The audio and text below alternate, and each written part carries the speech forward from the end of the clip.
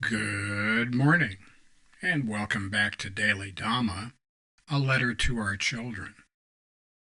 Today is November 22nd, and our reading is Confirmation Bias. Confirmation bias is when we look for data that supports our pre-existing ideas. This can be positive or negative. Optimistic people see reasons to be cheerful, and pessimists can see the bad in just about anything. Members of religious, philosophical, and political groups see evidence that their beliefs are true, regardless of how tenuous the claim might be. When evidence looks a bit too convenient, perhaps it is.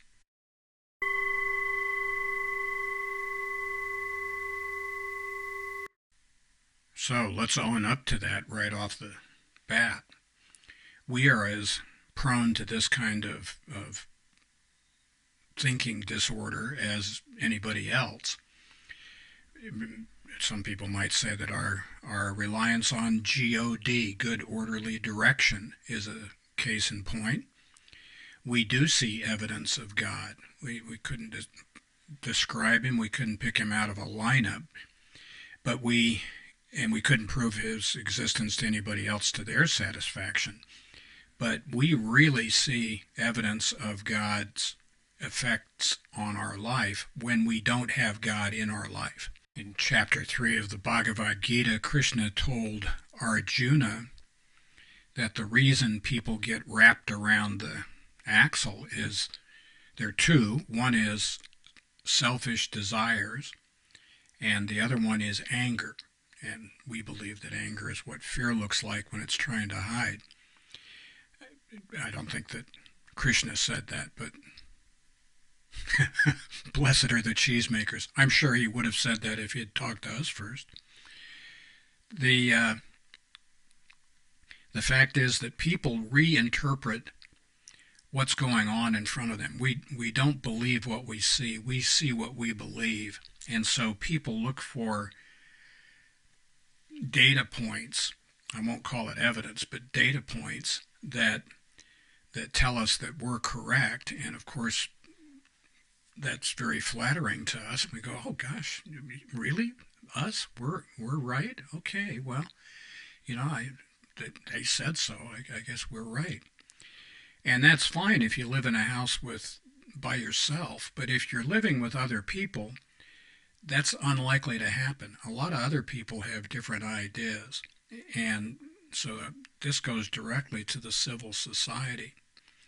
All people are going to have confirmation bias to a certain extent.